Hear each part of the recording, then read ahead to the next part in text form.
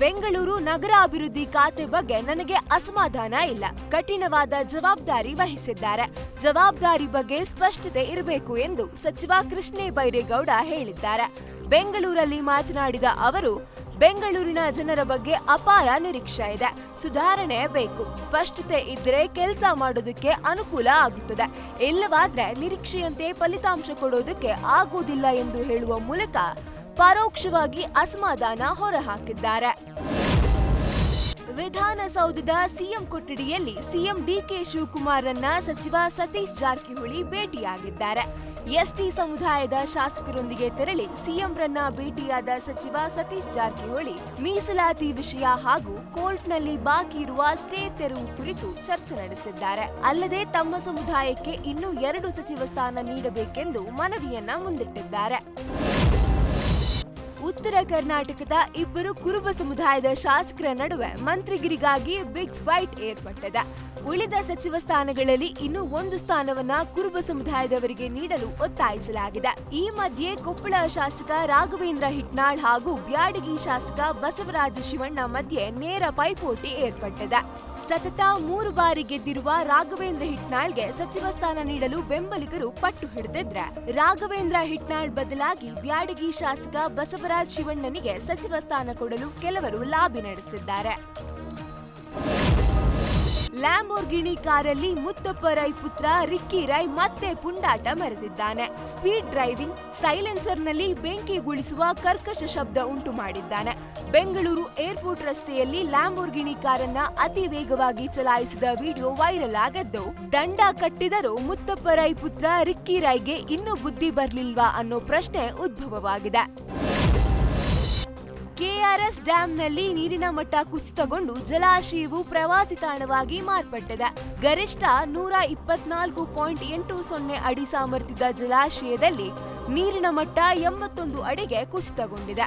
Dam ನಿರ್ಮಾಣವಾದ ವೇಳೆ ಹಿನ್ನೀರಿನಲ್ಲಿ ಮುಳುಗಿದ್ದ ಲಕ್ಷ್ಮೀನಾರಾಯಣ ಸ್ವಾಮಿ ದೇವಸ್ಥಾನ ಈಗ ನೀರಿನ ಮಟ್ಟ ಕುಸಿದಂತೆ ಸಂಪೂರ್ಣವಾಗಿ ಗೋಚರಿಸುತ್ತಿದೆ. ಇದೀಗ ಈ ಸ್ಥಳ ಪ್ರವಾಸಿಗರ ಆಕರ್ಷಣೆಯಾಗಿದ್ದು, ಫೋಟೋಶೂಟ್ಗಾಗಿ ಹೆಚ್ಚಿನ ಜನರು ಭೇಟಿ ನೀಡುತ್ತಿದ್ದಾರೆ. ಬೆಂಗಳೂರಿನ ಕೆಆರ್ ಮಾರುಕಟ್ಟೆಗೆ ಹೊಸ ಲುಕ್ ಕೊಡಲು ಜಿಬಿಎ ಸಜ್ಜಾಗಿದೆ. ಕೆಆರ್ ಮಾರುಕಟ್ಟೆಯನ್ನ ಮಾದರಿ ಮಾರ್ಕೆಟ್ ಮಾಡಲು ಪ್ಲಾನ್ ಮಾಡಲಾಗಿದ್ದು, ಅನಧಿಕೃತ ಮಳಿಗೆಗಳ ತೆರವಿಗೆ ಜಿಬಿಐ ಮುಂದಾಗಿದೆ. ಮಾರುಕಟ್ಟೆ ಒಳಗೆ ಹೊರಗಿನ ಅನಧಿಕೃತ ಮಳಿಗೆಗಳನ್ನ ತೆರವು ಮಾಡುವುದು, ಸ್ವಚ್ಛತೆ ಕಾಪಾಡಿ ಗ್ರಾಹಕರಿಗೆ ಕಿರಿಕಿರಿಯಾಗದಂತೆ ಪಾಲಿಕೆ ಪ್ಲಾನ್ ಮಾಡಿಕೊಂಡಿದೆ. ಗೋಲ್ಡನ್ ಸ್ಟಾರ್ ಗಣೇಶ್ ನಟನೆಯ ತಮ್ಮ ಸುಖಾಗಮನ ಬಯಸುವ ಸಿನಿಮಾಗೆ ನಾಯಕಿಯಾಗಿ ಸಲಗಾ ಖ್ಯಾತಿಯ ಸಂಜನಾ ಆನಂದ್ ಆಯ್ಕೆಯಾಗಿದ್ದಾರೆ. ಈಗಾಗಲೇ ಸಿನಿಮಾದ ಚಿತ್ರೀಕರಣ ಆರಂಭವಾಗಿದ್ದು, ಗಣೇಶ್ ಲುಕ್ ಮತ್ತು ಮ್ಯಾನರಿಸಂ ವಿಭಿನ್ನವಾಗಿ ಇರಲಿದೆ. ಈ ಸಿನಿಮಾವನ್ನ ಹೊಂದಿಸಿ ಬರೆಯಿರಿ ಖ್ಯಾತಿಯ ರಾಮೇನಹಳ್ಳಿ ಜಗನ್ನಾಥ್ ನಿರ್ದೇಶನ ಮಾಡುತ್ತಿದ್ದು, ದೊಡ್ಡ ಬಜೆಟ್ನಲ್ಲಿ ಸಿನಿಮಾ ನಿರ್ಮಾಣ ಆಗುತ್ತಿದೆ. ತಮಿಳಿನ ಖ್ಯಾತ ನಟ, ನಿರ್ದೇಶಕ ರಾಘವ್ ಲಾರೆನ್ಸ್ ರಾಜಕಾರಣಕ್ಕೆ ಪಾದಾರ್ಪಣೆ ಮಾಡಲು ಚಿಂತನೆ ನಡೆಸಿದ್ದಾರೆ. ದಳಪತಿ ವಿಜಯ್ ತಮ್ಮ ಟಿವಿಕೆ ಪಕ್ಷದಿಂದ ಸ್ಪರ್ಧಿಸಲು ಆಫರ್ ಕೊಟ್ಟಿದ್ದರು ಎನ್ನಲಾಗಿತ್ತು. ಈ ಸುದ್ದಿಯ ಬೆನ್ನಲ್ಲೇ ರಾಘವ್ ಲಾರೆನ್ಸ್ ಮೌನ ಮುರಿದಿದ್ದಾರೆ. ನನ್ನ ತಾಯಿ ರಾಜಕೀಯಕ್ಕೆ ಪಾದಾರ್ಪಣೆ ಮಾಡಲು ಒಪ್ಪಿಗೆ ನೀಡಿದ್ದಾರೆ, ಆದ್ರೆ ಜನ ಒಪ್ಪಿಗೆ ಕೊಟ್ಟು ರಾಜಕೀಯಕ್ಕೆ ಬನ್ನಿ ಅನ್ನೋ ತನಕ ನಾನು ಹೋಗುವುದಿಲ್ಲ ಎಂದಿದ್ದಾರೆ.